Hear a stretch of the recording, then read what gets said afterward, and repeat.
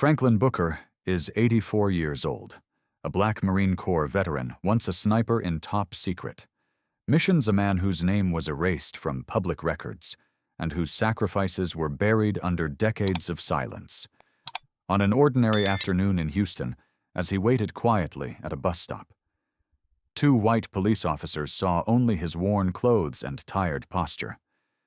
They arrested him on the spot, mocking his ID, ignoring his history, dragging him into the system like just another old man causing trouble. But what no one expected was the storm that followed.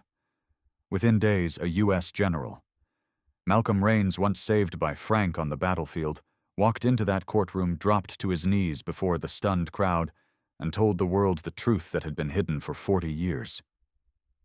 This wasn't just a personal redemption. It was a national reckoning. The courtroom fell silent. The media exploded, and across the country people watched as one man's long-buried honor was pulled back into the light. What does this story mean to you? Where are you watching from today? Drop your city or country in the comments and get ready, because this is the kind of story you will never forget. The morning sun beat down on downtown Houston, bouncing off glass buildings and hot asphalt as crowds swarmed the sidewalks. It was the kind of day people kept their heads down, rushing from one place to another, barely noticing the world around them. But on the corner of Main Street, something unusual caught the attention of a teenage boy holding up his phone. Tommy, 17 years old, live-streamed casually on TikTok as he joked with friends, pointing the camera at random street scenes. His laughter cut short when two police officers stepped aggressively toward an old black man standing quietly at the bus stop.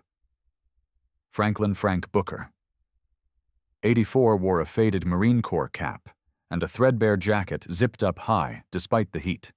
His hands rested lightly on top of a canvas duffel bag at his feet, his posture straight but patient, as if he'd waited like this 1,000 times before. Officer Kyle Grant, tall and broad-shouldered, gestured sharply at his partner, Officer Rick Mills. Both men were white, both in their early 30s, moving with the confident authority of cops who never expected to be questioned. "Excuse me?" Sir Grant said loudly, his voice slicing through the buzz of morning traffic. "Can we see some ID?" Frank turned slowly, calm but firm, reaching carefully into his pocket and producing a battered veteran ID card. Mills took it, squinting, then smirking. "This thing looks like it survived a flood," Mills muttered. Tommy's phone camera zoomed in as the teenager whispered into his live stream. "You're there hassling this old guy. What's he even doing?" Grant shook his head. "Sir, you're loitering. We've had complaints. Do you have business here, or are you waiting for something?" Frank's voice was steady but low. "Waiting for the number? 45 bus. That should have been the end of it." But Grant scoffed. "Sure you are, without warning." He grabbed Frank's arm, twisting it behind his back. Mills moved in, pulling out cuffs. Frank winced, but didn't resist his fingers trembling as they tried to hold on to the strap of his duffel bag. "Please," Frank said softly. "I'm not causing trouble." Mills shoved him forward, his old knees buckling slightly as they forced him down onto the pavement. Tommy's voice on the live stream sharpened. "Yo, they're arresting him for real." Passers-by paused a few, raising eyebrows, but no one intervened. The sound of the cuffs clicking shut echoed faintly over the hum of city noise. Frank's Marine cap tumbled to the ground, landing just inches from the curb. Mills kicked it aside casually as Grant yanked Frank to his feet. "You have the right to remain silent." Grant began his tone, almost bored. Frank's eyes stayed fixed on his cap, now half crushed under a stranger's shoe. Tommy's phone screen flooded with shocked comments. What did he do? Why are they arresting that old man? Isn't that abuse? Within minutes, the live stream went viral, spreading across platforms like wildfire. Local activists clipped the footage. Influencers reshared it with hashtags, and outrage ignited in comment sections. None of the crowd that watched Frank being dragged away knew his name or his past. None of them knew he had once been a Marine sniper, a man who had fought in jungles thousands of miles from home. carrying his brothers through hell and back. To the police officers, he was just another old black man on the street, another body to move along. But to those watching online, curiosity sparked like a flame. Who was this man? Why was he being treated like a criminal? What story was hiding behind those tired eyes and that battered duffel bag? As the patrol car doors slammed shut and Frank disappeared inside, Tommy's live stream captured one last image. The Marine cap still lying in the gutter, its emblem faded but unmistakable. The camera zoomed in shakily before cutting off. Across the city, in a small dorm room on the University of Houston campus, Talia West leaned forward over her laptop, eyes narrowed. She had just stumbled across the video, and something about it stopped her cold. She didn't know Frank Booker yet, but she would. And she was about to make sure the world did too. Talia West's fingers flew across her laptop keyboard, eyes darting between open tabs, news updates, and a buzzing Twitter feed. Her dorm room at the University of Houston was dimly lit, except for the bluish glow from her screen. The hashtag #ChoiceJusticeForFrank had gone viral in less than 2 hours, and she knew this was no ordinary social media uproar. As a second-year journalism student, she had trained herself to spot stories buried beneath noise, and something about this one refused to sit quietly in the back of her mind. She replayed the clip again, watching frame by frame as the elderly black man was shoved to the pavement the way his fingers stretched for his bag, the flicker of the Marine Corps emblem before the camera cut out. Who was this man? Why did no one recognize his military cap? Why were the officers so quick to dismiss him as just another vagrant? A knock at her door startled her. "Talia, are you still up?" It was Brianna, her roommate, peeking in. "You're still on that video?" "Yeah," Talia murmured, not looking up. "Something's off, I can feel it." Brianna walked in, holding her phone. "Well, you're not the only one. Look, people are split. Half the comments say the police were just doing their job. Half say it's abuse." Talia scrolled faster, pulling up military records, public veteran registries, anything she could cross-check against the man's faintly visible name tag, Franklin Booker. She whispered the name under her breath. Nothing popped up in the standard public records. No current address, no social media, not even a listing on veteran reunion boards. It was like he didn't exist. But the cap was real. The insignia was real. And Talia knew that people who wore that emblem didn't do it casually. Across Reddit threads, Twitter debates, and Facebook comment wars, the narrative was spiraling. Some called Frank a faker, claiming he was just another drifter playing the veteran card for sympathy. Others were outraged, demanding police accountability, calling for body cam footage, tagging local news outlets. Talia leaned back, thinking. Her journalism professor always drilled one rule into them. Follow the trail, others miss. And right now, everyone was looking at the police or the crowd. No one was looking at Frank himself. She opened a military archive database she had access to through the university fingers, hesitating just a second before typing in Booker's full name. The usual search gave nothing, but as she dug deeper, using older military references, the scattered hints of classified operations and fragments buried in forgotten war records, something flickered. She found a partial match. Franklin Booker attached to a reconnaissance unit during the Vietnam War, listed as KIA, killed in action. Her heart pounded. That couldn't be right. She cross-checked again, pulling a faded deployment list from an obscure archival scan. There he was, Staff Sergeant Franklin Booker, reconnaissance sniper, attached to Operation Silent Vow. The operation name was unfamiliar, and when she tried searching it, most results were either blank or locked behind restricted access. A chill ran down her spine. Was she looking at someone who had been intentionally erased from public records? Talia grabbed her phone and called Dylan, her classmate, who worked part-time at a local news station. "Dylan, are you seeing the Carter Justice for Frank thing?" she asked quickly. "Yeah, it's blowing up. Dylan answered. Why, I think this is bigger than we realize. She said, her voice steady. I think he's not just a veteran. I think he's someone they tried to bury. Dylan whistled softly. If that's true, you need to be careful. Talia, you're poking into things people might not want. Poked. Talia swallowed hard, but didn't hesitate. Can you help me get media credentials for the court hearing? I need to be there. I'll see what I can do. Dylan promised.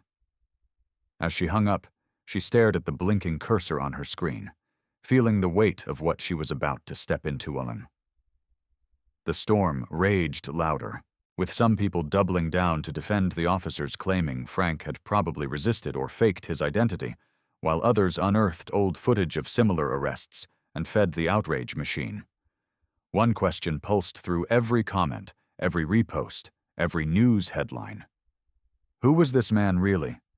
Could an ordinary college student pull the thread on a story tangled in decades of silence? Talia didn't know the answer, but she knew she was about to find out. And while social media erupted outside her window inside a holding cell across the city, Franklin Booker sat quietly, hands folded, eyes closed, the weight of old years resting on his shoulders as he waited for a trial he never should have faced. Frank Booker sat on the cold metal bench, his back pressed against the chipped cement wall of the Houston holding cell. The overhead light flickered with a faint hum, casting a sickly yellow glow that left the corners of the room in shadows. He kept his hands wrapped tightly around his old canvas duffel bag, pulling it close like a lifeline. Every sound echoed sharply in the silence, the clang of keys, the buzz of radios, the distant laugh of Officer Blake at the desk outside. Blake's voice drifted in casual, amused. You see that old guy they brought in today? Said he's some kind of war hero. Yeah, right. Smelled like a damn alleyway. The words floated past the bars, brushing against Frank's ears like cold fingers. He closed his eyes and focused on his breathing, steady and slow. His thumb ran over the rusted edge of a dog tag stitched to the inside lining of the bag, the letters barely legible after all these years. His pulse beat quietly under his skin, but inside his mind was racing, not with fear, not with anger, but with memory. In the suffocating dark, the cell walls seemed to melt away, and suddenly he was there again, deep in the dense jungles of Vietnam. The smell of damp earth and gunpowder filled his nose, the faint whisper of insects buzzing at the edges of his hearing. Reggie's voice came first, sharp and calm. Frank, stop. Don't take another step. Frank remembered freezing his boot, hovering just above the moss-covered ground. His eyes darted to Reggie's face only feet away, already pale under the smears of camouflage paint. Mine, Reggie whispered, his voice low but steady. Back up slowly. But Frank never got the chance. There had been a sharp click, a rush of breath, a noise like the air itself tearing open. Then the heat, the blinding blast, the crack of bone, the scream wrenched from his own throat as the jungle exploded in shards of light and dirt.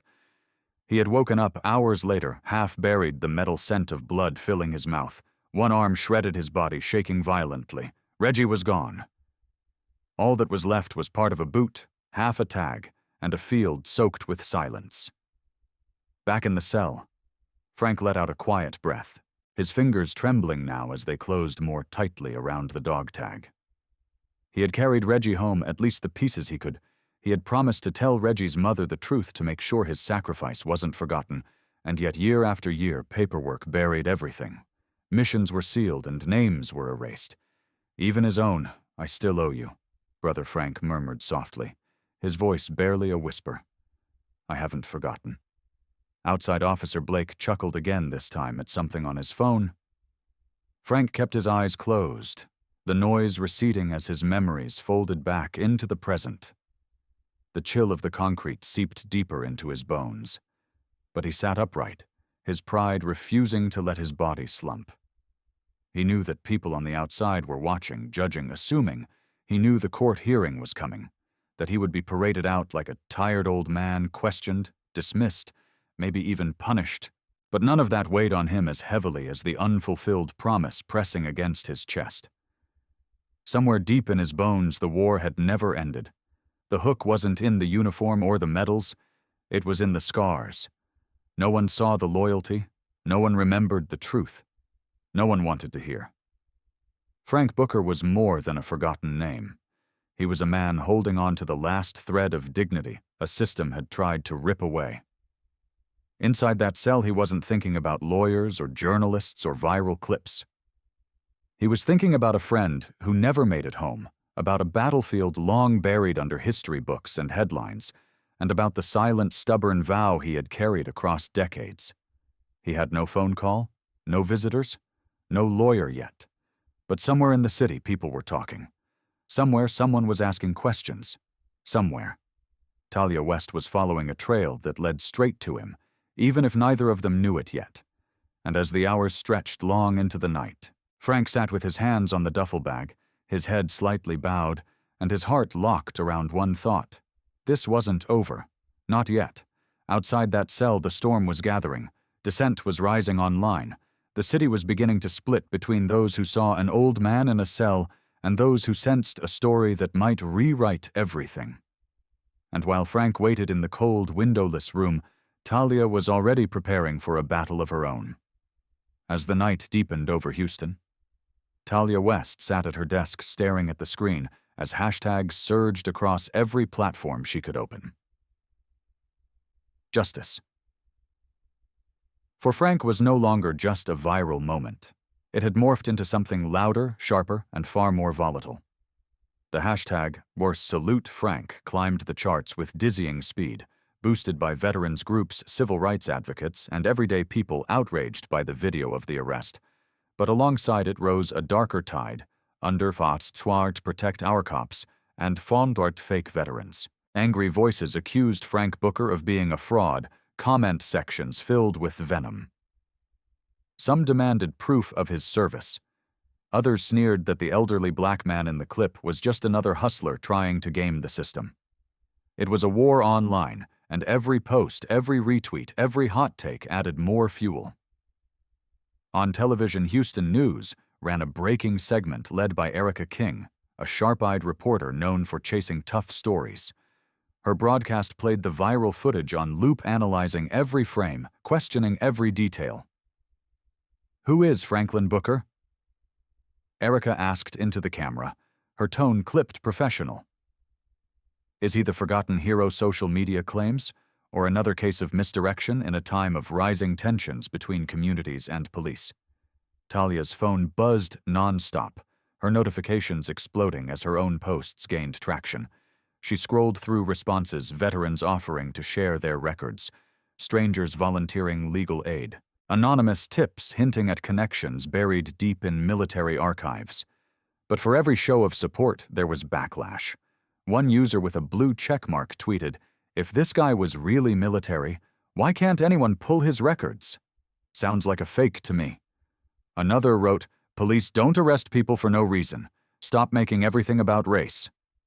Talia clenched her fists on the desk, exhaling slowly. This was bigger than she had expected. The hook wasn't just the injustice captured on video.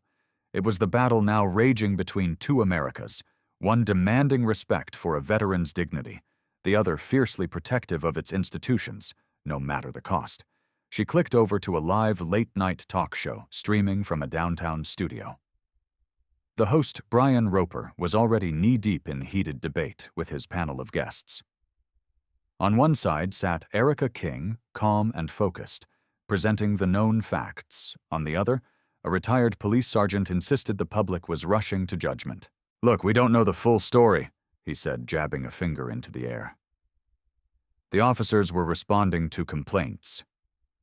"You can't just paint every arrest as racist," Erica fired back. "But why is there no mention of Booker's veteran status in the police report? Why was his military ID dismissed without verification?" Talia leaned forward, heart racing. She felt the weight of the fight surging beyond her control, but she refused to back down. She opened a group chat with 3 friends from her journalism program, Rosa Malik and James. They had covered campus protests together, dug through public records for class projects, and shared a passion for stories that mattered. "We need to be at the courthouse tomorrow," Talia typed quickly. "This can't just be left to social media to decide," Rosa responded first. "What's the angle?" Malik chimed in next. You're thinking live coverage, James added. We'll need press clearance, Talia. This is a high-profile case now. Talia typed faster, her thoughts crystallizing. We get to the courthouse. We cover this ourselves. We don't just repost what others say, we bring our own lens. If Frank Booker's history is real, we'll be there to document it. If the system tries to bury him again, we shine a light on it. Her friends gave a chorus of thumbs-up reactions, their determination locking into place. Outside her window, the city lights stretched in every direction, glittering over the sleeping neighborhoods. Somewhere in the shadows of Houston, an old man sat in a cold holding cell waiting, and somewhere online, the world debated his worth, his identity, his right to stand proud. A battle was rising not just over one man's fate, but over what kind of truth America was willing to confront. And as the night pressed on, Talia knew this was no longer just about being a student or a journalist in training. She was stepping onto a battlefield of narratives, one that demanded clarity, courage, and the refusal to look away. Tomorrow, she and her friends would walk into the courthouse, not as passive observers, but as witnesses determined to catch every word, every decision, every moment where history threatened to either remember or erase. Franklin Booker, once again. Morning light filtered weakly through the narrow courthouse windows as reporters clustered along the hallway outside courtroom 2B, their voices blending in a low hum of speculation. Inside, rows of benches creaked under the weight of spectators, journalists, and a few curious onlookers who had squeezed their way past the growing crowd. Talia West sat in the back corner, notebook balanced on her knees, phone gripped tightly in her hand, camera app open. Her friends Rosa, Malik, and James flanked her on either side, their expressions tense. The courtroom smelled faintly of polished wood and too much coffee, the air heavy with the scent of anticipation. Franklin Booker was led into the room by two bailiffs, his posture rigid, a duffel bag resting at his feet. Without a word, Frank settled into the defendant's seat, hands folded calmly, his eyes focused straight ahead. He did not glance at the reporters craning their necks to catch a better look. At the front, Judge Helena Cross adjusted her glasses, her silver hair swept neatly back, her mouth set in a tight line. Next to her prosecutor, Audrey Monroe rifled briskly through a stack of papers. Her blonde hair perfectly styled her suit, pressed and sharp. Monroe's voice sliced into the room as she stood addressing the court. Your Honor, this is a straightforward matter, she began crisply. The defendant, Franklin Booker, was apprehended attempting to pass counterfeit currency and failed to provide valid identification when questioned by officers. His claims of military service are unsubstantiated. His record shows no fixed address, no employment, no tax filings.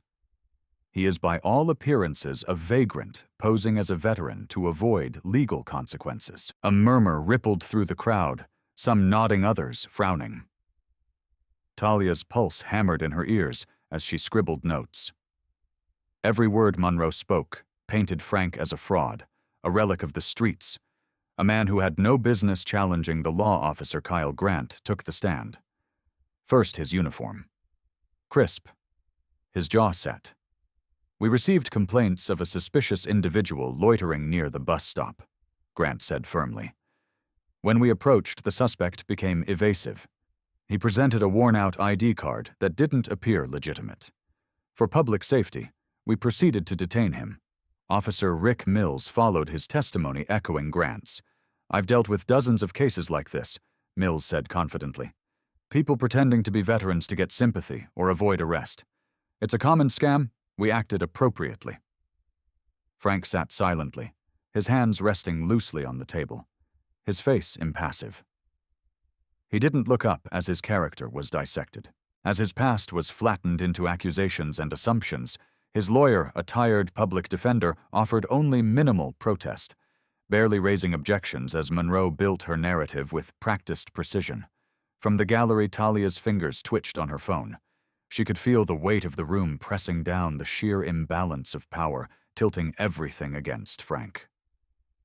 She could also sense the hook that no one else seemed to grasp. This wasn't just a routine case of petty crime. This was a reckoning, a test of whether one man's quiet dignity could withstand the full machinery of a system determined to break him. She glanced at Rosa, who gave her a small, determined nod. Malik whispered. "You ready, James?" Eyes on the front muttered. "Just say when." Talia breathed deeply, eyes locked on the front of the room. She could tell Frank wasn't going to speak for himself, at least not yet, but that didn't mean his story had to stay buried, as Monroe closed her argument with a sharp flourish. "Your Honor." "The prosecution rests." Talia felt her grip tighten on the phone. She knew the time was coming. One well-placed reveal could tip the momentum, challenge the assumptions, and force the room to see the man in front of them, not just the image painted by polished words and polished uniforms. But she also knew she had only one shot to make it count. As Judge Cross cleared her throat, preparing to move the hearing forward, Talia steadied herself, knowing the next few minutes could decide whether Frank Booker remained a ghost of history or finally stepped into the light. Outside the Harris County Courthouse, a black military SUV rolled smoothly to a stop at the curb, its polished surface gleaming under the sharp Texas sun. The vehicle's tinted windows reflected the crowd of reporters milling near the entrance, their cameras resting on tripods, mics balanced in impatient hands across the steps. Journalists murmured as the back door of the SUV opened and a figure emerged. General Malcolm Raines stepped onto the pavement with slow, deliberate purpose. Broad-shouldered, steel-haired, and standing over 6 feet tall, he carried the unmistakable weight of command. His dark suit was tailored with military precision, a single Marine Corps lapel pin glinting faintly in the light. At his side, a younger aide kept pace, clutching a slim black folder marked with a faint Department of Defense seal. The journalists shifted instantly, some snapping to attention, others instinctively raising their cameras. Is that General Raines?" Someone whispered the name, rippling through the cluster of reporters. Microphones were lifted, lenses zoomed in, but Raines paid them no mind, his eyes locked straight ahead, gaze unwavering as he strode up the courthouse steps. The doors parted before him, not because anyone held them, but because no one dared stand in his way. Inside, the echo of his footsteps bounced along the polished floors, drawing glances from clerks and visitors alike. People straightened without realizing it, the instinctive reaction to a presence shaped by decades of authority. A security guard started to step forward, hesitated, then froze entirely as Raines passed without a word. The aide trailed half a step behind, breathing carefully, eyes darting left and right, but Raines moved with the confidence of someone who had walked through far more dangerous places. Down the hall near the courtroom doors, a gaggle of local reporters scrambled to reposition themselves. News vans had been parked outside all morning, but none had expected the arrival of one of the most decorated military figures in the country. A veteran of classified missions. A commander whose reputation carried weight in Pentagon circles. Raines had not been seen in public for months. Now he was walking unannounced into a civil court hearing over what the public had assumed was a minor case. The hook pulsed sharply through every camera feed. What could possibly bring a U.S. general into a small courtroom in Houston, uninvited, unannounced, and carrying government-sealed documents? The hallway buzzed with sudden urgency as the courtroom doors creaked open slightly, a bailiff poking his head out to see what the commotion was. The aide leaned in, close, murmured briefly to Raines, who gave a single sharp nod, his expression unreadable. Without pausing, he reached for the handle himself, pushed the door open and stepped into the room. The reporters surged forward, calling his name, flashes going off in bursts as they caught the moment inside the courtroom. The atmosphere shifted instantly. Monroe, the prosecutor, paused mid-sentence, her brow furrowing at the sudden disruption. Judge Cross raised an eyebrow, lips tightening as she leaned slightly forward in her chair. Talia's heart slammed into her ribs as she jerked upright, eyes wide. Rosa gasped audibly beside her. Malik's phone camera rose on reflex fingers, trembling slightly as he captured the image. James muttered under his breath, "What the hell is happening?" Frank Booker sat motionless, but his eyes, sharp and clear, flicked up for the first time, locking briefly onto the figure that now commanded every breath in the room. General Malcolm Raines did not wait for permission. He strode forward confidently, the aide falling back as Raines approached the defense table. Each step echoing louder than the last. He stopped only when he stood directly behind Frank, lifting the folder carefully as if it contained something heavier than paper. Without glancing at anyone else, without acknowledging the judge or the prosecutor or the gallery of onlookers, Raines spoke in a voice that had once carried across a battlefield's. "Your Honor," he said, his words cutting through the stunned silence. "I request to address this court." The moment crystallized every person in the room holding their breath. This was no longer a small courtroom drama, no longer a case of petty accusations and minor charges. This was about to turn into something far larger, something that no one, not even the sharp-tongued prosecutor or the unflinching judge, had anticipated. Outside the walls of the courtroom, the hallway was now packed with reporters, shoving microphones toward the door, camera crews, adjusting angles to capture every second Erica King from Houston. News barked orders to her cameraman, eyes gleaming as she realized she had stumbled into the scoop of the year. Inside, Judge Cross slowly straightened eyes, narrowing her voice. Measured General Raines. "This is highly irregular," she began, but Raines remained perfectly still, waiting, letting the weight of his presence speak louder than any interruption. As Monroe gathered her papers, eyes darting in confusion, the courtroom waited, and as the seconds stretched out, Talia clenched her hands into fists, pulse roaring in her ears because she knew exactly what was coming. The prosecution's carefully crafted narrative was about to shatter. Judge Cross's lips parted slightly as she straightened her hands, pressing into the edge of the bench. For a heartbeat, no one spoke. Then, deliberately, General Malcolm Raines turned away from the judge, not rudely, but as a man who understood time was slipping away. His polished shoes stepped once, twice, until he stood directly beside Frank Booker.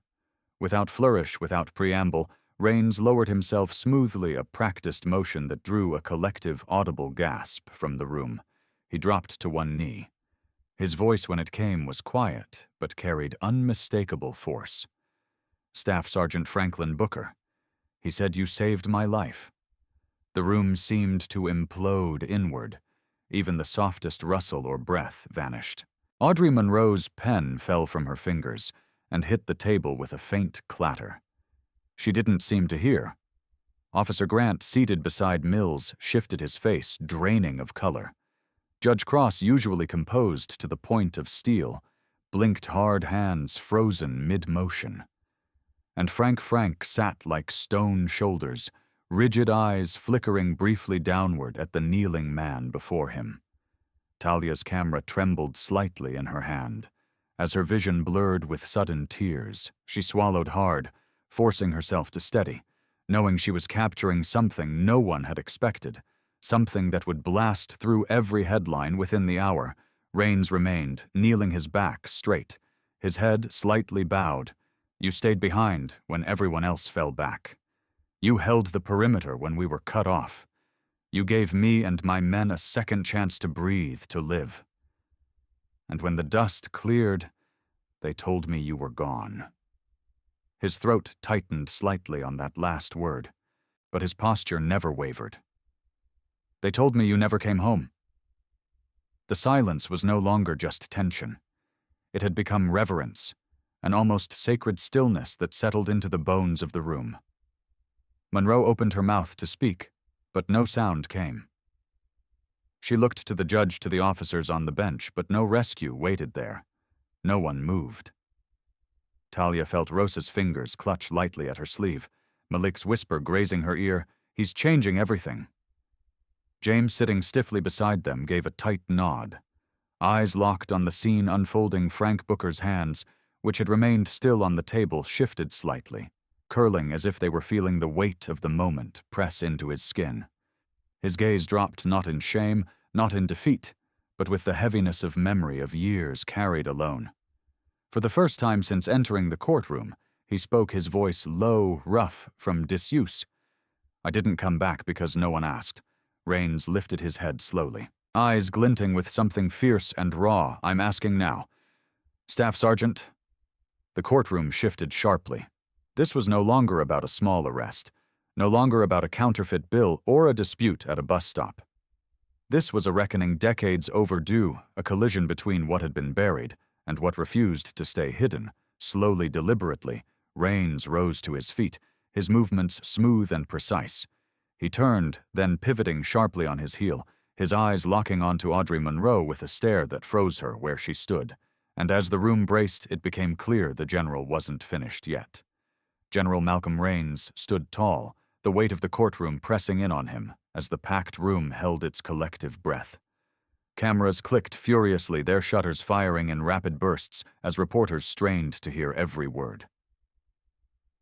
Outside microphones poked through the open doorway, the narrow hall now jammed with news crews trying to push inside. Rains took a slow breath, his eyes sweeping once across the courtroom, locking briefly onto the prosecutor. Audrey Monroe straightened instinctively, her fingers tightening on the edge of her table as if bracing for a blow she had not prepared to deflect. "Your Honor," Rains said steadily, voice clear and resonant, "I am here to correct the record." His hand reached into the black folder he carried, pulling out a thin stack of aged, yellowing documents. Staff Sergeant Franklin Booker was one of the first African-American snipers deployed under Operation Silent Vow, a classified mission in Vietnam. For decades, these records were buried under layers of clearance. His name was scrubbed from public files for reasons that had nothing to do with his service and everything to do with politics. He unfolded a paper carefully, its edges brittle, and began to read. On April 23, 1968, Staff Sergeant Booker neutralized an enemy position that had pinned down an entire American unit, saving 42 soldiers from certain death, including myself. On May 17, 1968, he stayed behind after an ambush covering the retreat of his team at great personal risk. On June 4, 1968, he carried a wounded radio operator 5 miles under fire to an extraction point. The names rolled off his tongue with precision, each one punctuating the air like a hammer strike. Private Lucas Meyer, Sergeant Tom Allen, Lieutenant Paul Reyes, Captain Michael Granger. With each name, the room seemed to sink deeper into stunned silence. Officer Kyle Grant shifted uneasily in his seat, his jaw clenched tightly. Officer Rick Mills sat frozen, his confident smirk drained away, eyes darting nervously toward the judge. Audrey Monroe opened her mouth to interject, to push back, but the words faltered before they left her lips. Judge Helena Cross leaned forward, her usually sharp expression softening into something more human, something caught between disbelief and dawning shame. Talia West's hands gripped her phone so tightly they ached her live stream, capturing every second the chat feed exploding with comments. Salute Frank shot up the trending list in real-time, users flooding the stream with messages of shock, support, and outrage. Rains continued, his voice unwavering. When Staff Sergeant Booker returned home, there was no parade, no welcome. His missions were classified, his contributions erased. He was left to disappear quietly because the government found it simpler to bury its debts than to pay them. He turned slowly, facing the gallery, now addressing not just the courtroom, but the country, watching through cameras and screens. But debts do not vanish simply because we refuse to acknowledge them. And heroes do not stop being heroes simply because the system finds it inconvenient to remember. The words landed like a storm, breaking across the room, pushing back the walls of the small courthouse and turning a minor legal proceeding into a national moment. The secret that had lain buried for 40 years surged forward at last, demanding to be seen, to be named, to be accounted for. Talia felt tears prick the corners of her eyes as she panned her camera slowly across the courtroom, capturing the faces around her, reporters with wide eyes, spectators covering their mouths, young officers in the back row sitting stiffly, eyes averted, the weight of realization settling heavily on their shoulders. Rains turned back to the judge, his voice softening slightly.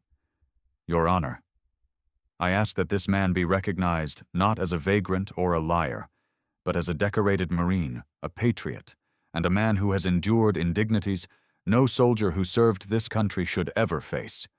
Monroe sat wordless, her arguments dissolved, her narrative shattered in pieces at her feet. Judge Cross inhaled slowly, her composure returning, but her eyes gleamed now with something different, a deep, uncomfortable understanding. And as the judge reached for her gavel, Talia's heart surged with determination, knowing the battle wasn't over. It was only beginning. Judge Helena Cross let her fingers rest on the polished handle of the gavel, but she did not strike it. Her gaze stayed locked on the man sitting quietly at the defense table, her eyes narrowing not in anger, but in searching, as if trying to see past the thin skin of the present into the years buried beneath it. The courtroom had fallen into such deep silence that even the clicking of cameras slowed the reporters, instinctively sensing that something heavier, something more human, was filling the space. Cross leaned forward slightly, her voice breaking the tension with a softness none had expected. "Mr. Booker," she said slowly, deliberately, "why didn't you tell anyone who you were?" Frank Booker did not answer right away. He sat still, his back straight, his fingers resting calmly on the surface of the defense table. For a heartbeat, his eyes closed, as if gathering not the words but the weight they carried.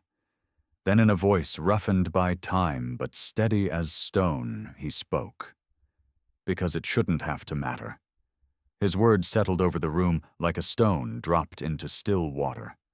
Monroe, the prosecutor, flinched faintly, her mouth tightening as if she wanted to object but could find no ground to stand on. The officers on the witness bench sat motionless, their earlier confidence drained into hollow discomfort. Even Rains, standing tall just behind Frank, lowered his eyes, slightly, acknowledging the simple power of the man's truth. Frank inhaled slowly, lifting his head. Now his voice gaining a quiet strength. "It shouldn't matter what I wear or how I look, or whether I carry a badge or a medal on my chest. I should not have to flash proof to be treated like a man." His eyes swept briefly across the room, not with anger, not with bitterness, but with a calm that somehow cut deeper than rage. "I didn't speak because I wanted to see if anyone would look beyond the surface. If anyone would remember that dignity doesn't depend on records or appearances, or whether you fit someone's idea of what a veteran looks like." Talia West felt her throat tighten as she filmed her live stream flooded with hearts and shocked comments. The hashtag #SaluteFrank pulsing at the top of trending charts nationwide. Malik muttered under his breath, "That's the real headline right there." Rosa wiped at her eyes quickly, glancing at James, who gave the smallest of nods without looking away from Frank. Judge Cross exhaled softly, her fingers loosening slightly around the gavel.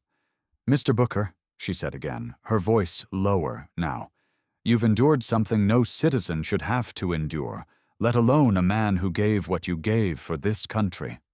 The room tightened under the weight of his words, not through a loud revelation, not through legal maneuvers, but through the piercing reminder that true honor does not need to be shouted to carry its full weight.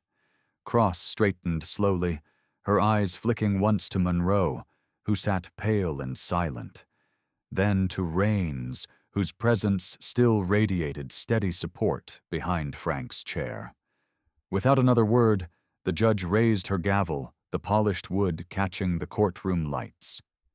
And as the room held its breath, as the cameras rolled, as the country watched from behind countless screens, she brought it down in a single decisive strike.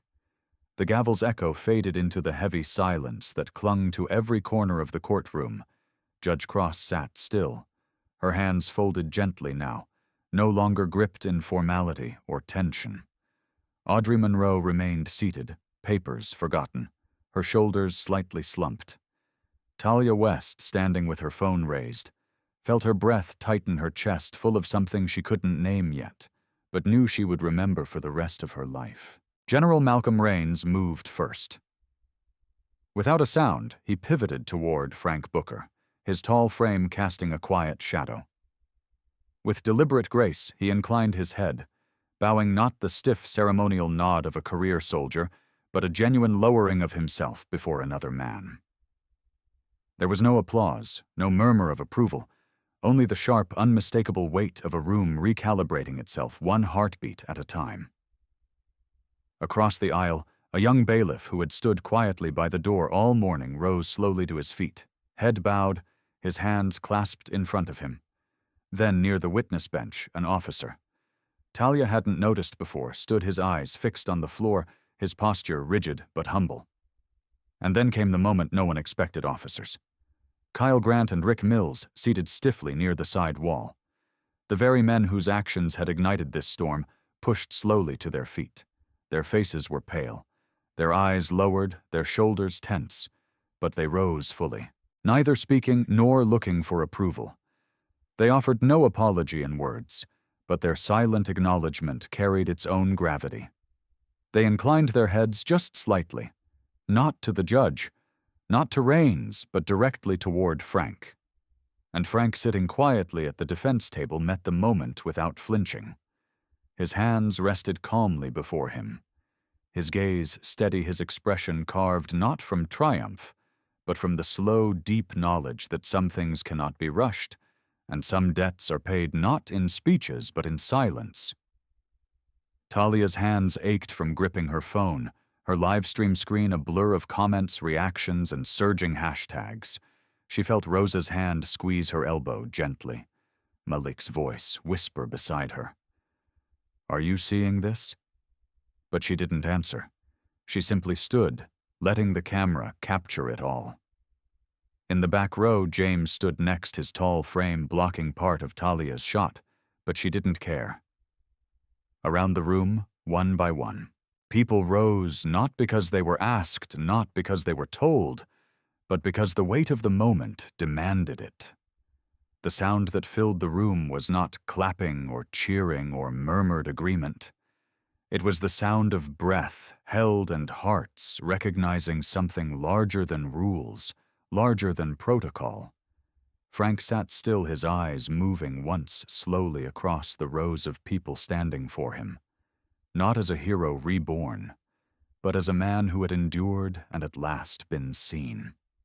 The light in the courtroom softened, falling across the bowed heads, the upright shoulders, the small human gestures that no judge could command, no headline could fully capture. And beyond the heavy wooden doors in the hallways crowded with reporters and camera crews, the chaos was already building. News outlets scrambled to capture the flood of updates pouring out of the room. Hashtags surged, notifications exploded, and anchors read breaking headlines with a mixture of shock and urgency. Talia lowered her phone slowly, her breath hitching once, as she realized the moment was already spilling beyond these walls, already crackling through the city, the state, the country. She turned slightly, exchanging glances with Rosa, with Malik, with James, and knew with unshakable certainty they were standing at the edge of something far larger than themselves. The courtroom scene had barely ended when the storm outside erupted. Across news stations, social media feeds, and live broadcast banners, the name Franklin Booker flooded the public space. Erica King, standing outside the courthouse with a mic in hand, addressed millions of viewers with practiced precision, her voice steady, despite the electric urgency behind her eyes. In a stunning turn, we have witnessed today not just the exoneration of an elderly veteran, but the unearthing of a buried chapter of American military history. Hashtags like Not for Chorifat Salute Frank and Far Forgotten Heroes are now dominating national conversations. And the country is asking one urgent question. How did we let this happen? The clip of General Raines, kneeling of the silent room rising to their feet, played on loop across networks.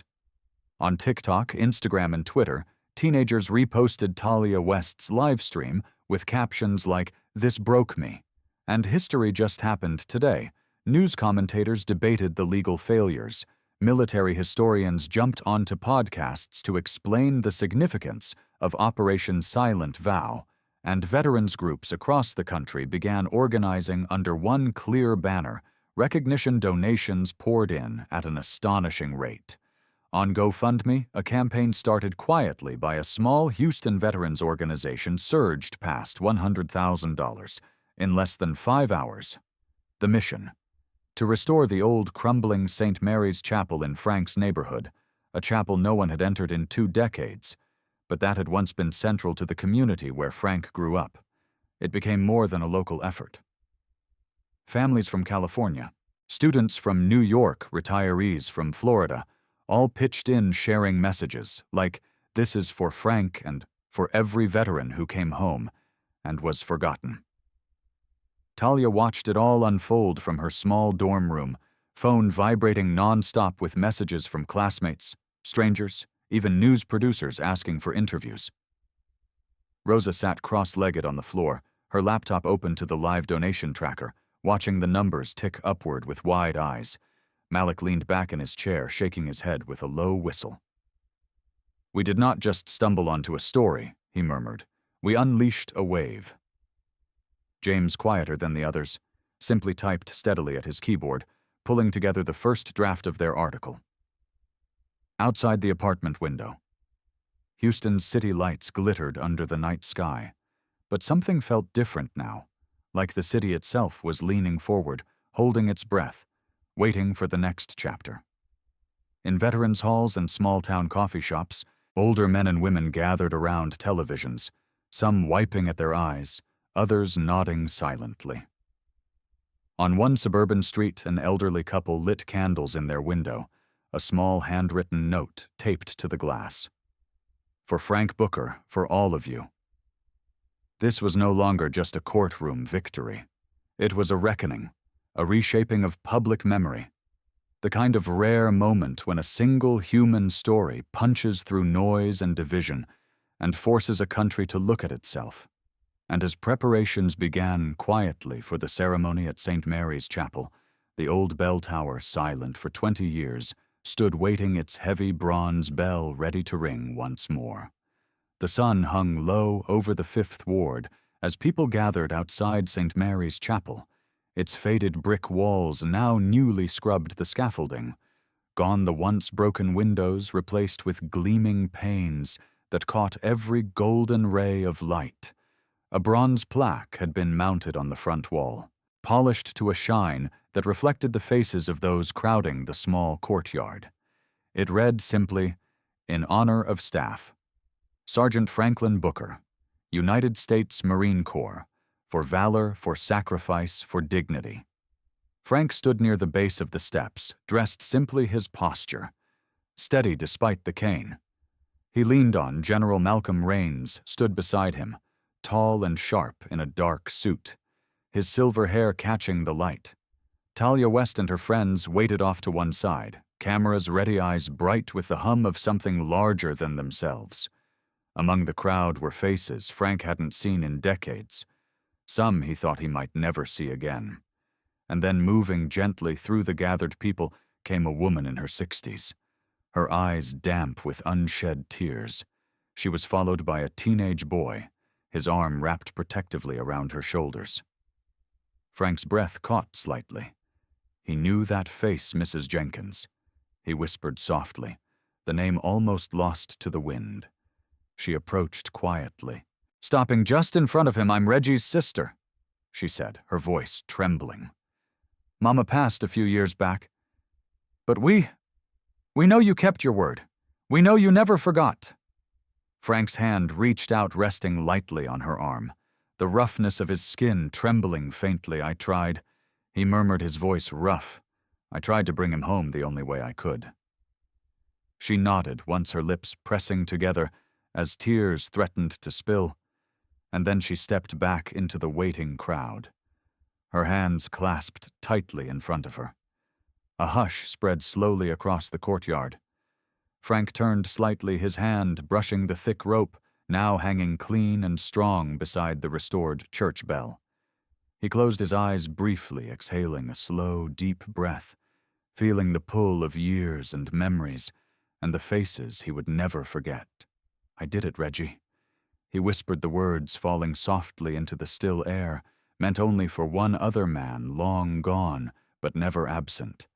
Then, gripping the rope firmly, Frank pulled. The bell groaned for a moment, as if waking from a deep sleep, and then it rang out clear, bold, rich, with a tone that shot through the courtyard and beyond, climbing over rooftops, slipping through open windows, carrying over the cracked streets of the neighborhood where Frank had grown up. The sound echoed far past the crowd, past the cameras, past the reporters broadcasting live, past the city itself. It rang not just for one man, not just for one moment, but for every forgotten name, every silent sacrifice, every chapter of history too long ignored. In that instant the crowd bowed their heads, not in sadness but in honor. Even Rains, a man hardened by decades of military life, lowered his gaze, his hands clasped loosely behind his back. Talia, standing with her phone still raised, felt her chest tighten, her vision blur slightly. Next to her, Rosa sniffed quietly, blinking quickly to keep tears from spilling. Malik whispered under his breath, "Listen to that.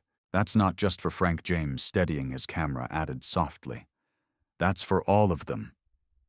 The moment stretched, held together by a sound that carried weight. No speech ever could. No one moved, no one clapped, no one cheered.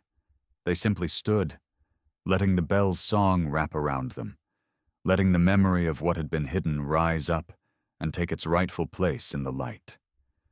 Frank held onto the rope for a heartbeat longer, feeling the tremble of the bell's weight settle under his hands. He looked up slowly, his eyes glistening, his jaw set firm. For the first time in years, he allowed himself to stand, not as someone fighting to be seen, but as someone already recognized. As the final note faded into the air, the crowd slowly raised their heads.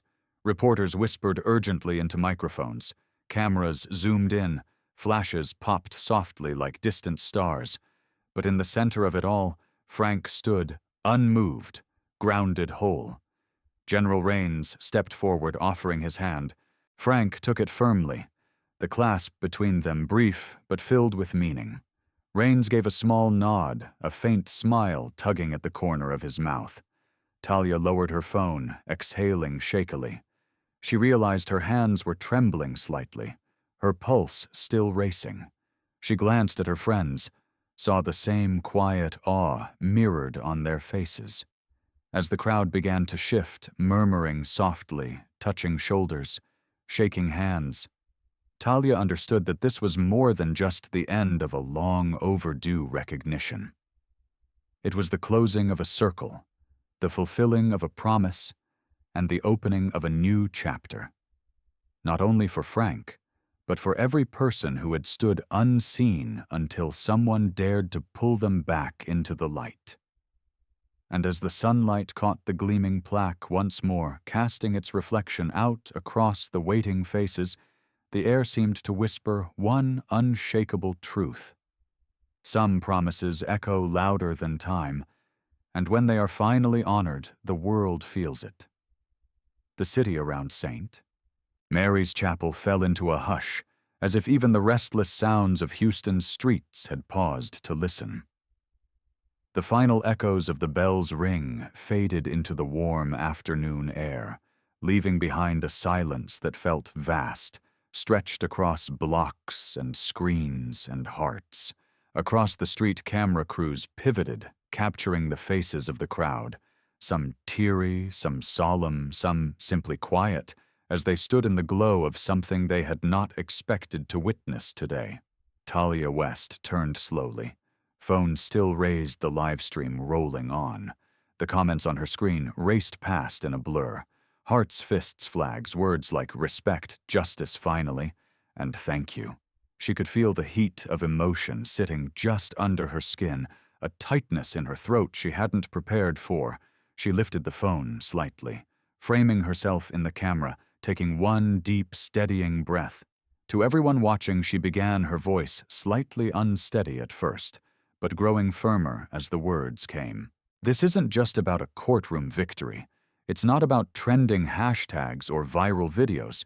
It's about something bigger, something that doesn't end with this moment. She glanced sideways, catching Frank Booker standing by the chapel steps. His shoulders squared, his gaze distant, as he watched the last few members of the crowd linger and drift. Honor Talia continued, her voice clearer. Now doesn't come stamped on paper or sealed in a file. It doesn't depend on clean clothes or fancy words, or whether someone fits your idea of what a hero should look like. Her chest tightened again, but she kept her voice steady. Honor asks one thing of us, that we open our eyes, that we look at people fully honestly, even when it's easier to turn away, that we carry the weight of our mistakes and meet it with the truth. We're sometimes too scared to say we were wrong.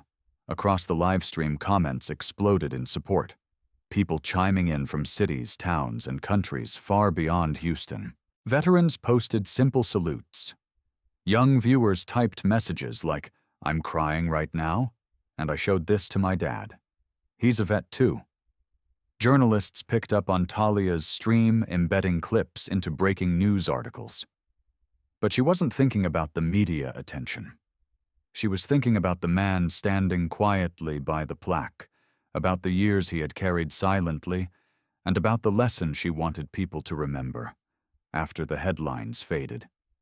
"It's easy to think stories like Frank's are rare, exceptional," Talia said softly, the late afternoon sun warming her face. "But they're not. They're everywhere. They're in every town, every corner, in the people we walk past without seeing. What makes this moment matter isn't just that Frank was finally recognized. It's that a room full of people, some who failed him, some who judged him, some who had never known him, stood up and chose to see him. At last." She paused, her throat tightening again, fighting past the lump rising there. "And maybe that's what we need more of, not perfect systems, not spotless histories, but the courage to stop, to look, and when needed to say we got it wrong and we're ready to fix it." Talia lowered the phone slightly, ending her stream with a final steady shot of Frank. He was still standing there, his cane lightly resting against his side, his gaze turned upward toward the chapel's bell tower. She knew he wasn't looking for the cameras or the crowd, or even the general standing quietly at his shoulder. He was looking at the place in the sky where memories lived, where promises waited, where one man's long journey to be seen had finally found its home. The crowd began to shift slowly, murmuring softly, moving away from the chapel as the sun dipped lower. People hugged quietly, shook hands, exchanged nods with strangers they hadn't known an hour earlier. Reporters packed up their gear, still buzzing their minds, racing to spin the day into words and headlines. But under it all, under the weight of attention and public reaction, there lingered a stillness, a kind of shared breath, as if everyone understood they had been part of something they could not fully name. Yet Frank stepped forward slightly, his hand brushing the edge of the bronze plaque. His fingers rested there a moment, rough skin against cold metal, as if anchoring himself. He did not need to speak. He had already said what mattered in the courtroom, at the bell rope, in every silent mile he had walked when no one cared to ask where he had been. Talia turned to Malik, Rosa, and James, the weight of exhaustion settling into her shoulders. Malik gave her a quiet nod. His usual grin softened now with something more thoughtful.